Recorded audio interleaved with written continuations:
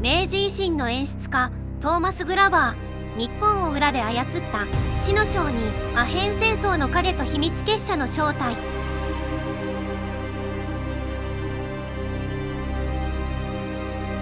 長崎グラバー園、異国情緒あふれる美しい観光地として知られるこの場所が、かつて日本を内戦の火の海に沈め、数万人の命を奪う武器を供給した死の商人の拠点だったことをあなたは知っていますか？坂本龍馬に軍艦を与え、岩崎弥太郎に資本主義を教え、明治維新という壮大なシナリオを書き上げた男、その名はトーマス・グラバー。これまで私たちは日本の偉人たちの闇を暴いてきました。しかし彼らは皆この若きスコットランド人が描いたチェス盤の上の駒に過ぎませんでした。今日は教科書が口を閉ざす明治維新の真のプロデューサー、グラバーの正体に迫ります。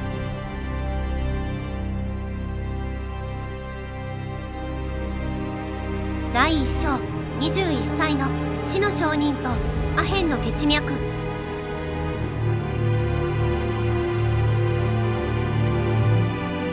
1859年、長崎に一人の若者が降り立ちました。当時わずか21歳のグラバー。なぜ一介の若者が日本を揺るがすほどの資金と軍艦を動かせたのか。その理由は彼の背後にそびえ立つ巨大組織にあります。ジャーディン・マセソン商会。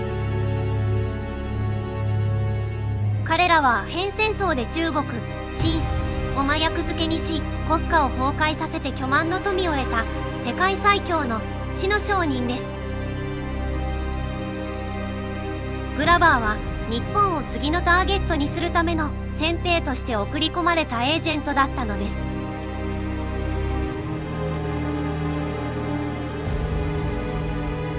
第2章、坂本龍馬をエージェントに仕立てた男。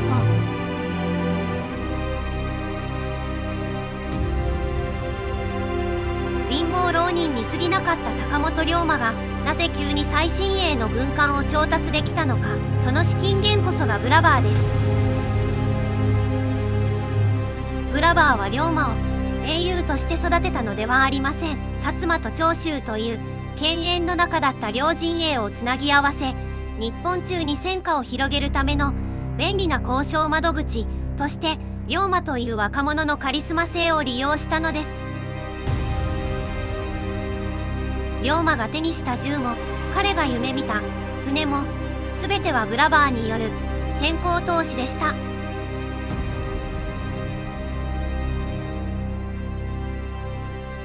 第3章、秘密結社フリーメイソンと三大騎士の謎。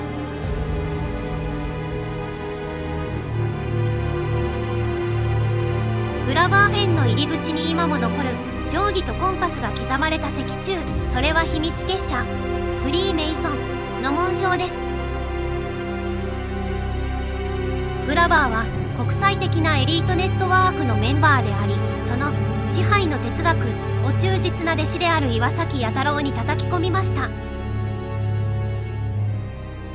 三菱のロゴ三大騎士は土佐藩の紋章と岩崎家の家紋を合わせたものとされていますが、実はグラバー家の紋章である3つの葉をモデルにした国際資本への忠誠の証であるという説も消えません。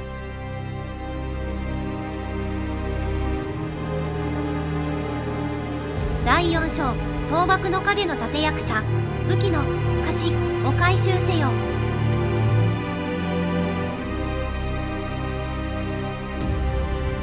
グラバーの目的は倒幕そのものではありませんでした。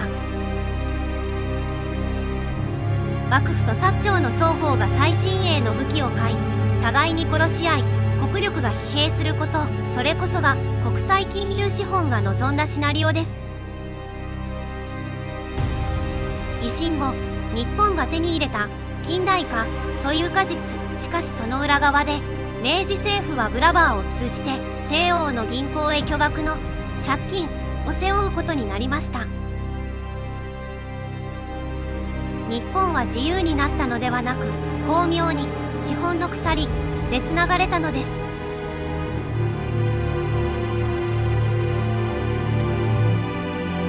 第5章高島炭鉱弥太郎に教えた究極の搾取。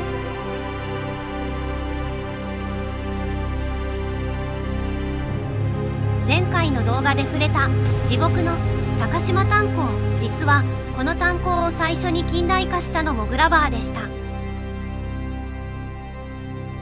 彼は弥太郎に対し効率的に人間を消費し富を生み出す干木兵やのノウハウを伝授したのです。道徳よりも利益、人間よりも石炭。グラバーが日本に持ち込んだのは西洋の華やかな文化だけではありませんでした。弱者を徹底的に使い潰すむき出しの植民地型資本主義の毒だったのです。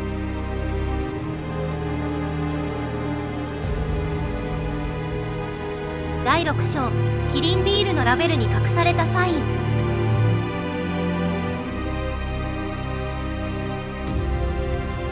グラバーが去った後も彼の影は日本に残り続けています。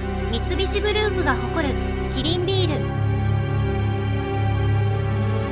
そのラベルに描かれたキリンの顔をよく見てください。そこには立派なヒゲが蓄えられています。一説にはこれは三菱の恩人であるグラバーのヒゲを模したものだと言われています。日本屈指の巨大企業の中に今もなおこの死の商人の刻印が刻まれている。それは日本経済が今も彼の引いたレールの上にあることを示唆しているのでしょうか。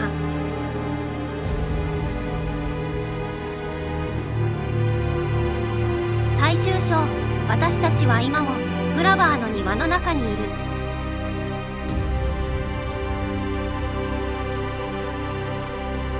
渋沢栄一がシステムを整え、岩崎弥太郎が富を集め、トーマス・グラバーがそれを世界へつなぐ。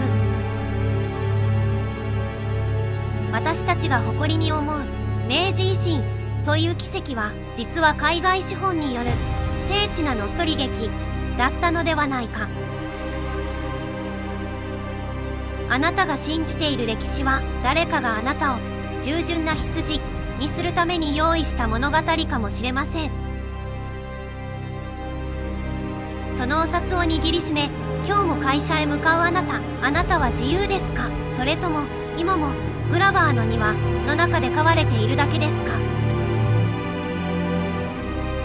信じるか信じないかはあなた次第です。次回、このシリーズはついに明治維新の最大のタブー、天皇と入れ替わりの謎へと切り込みます。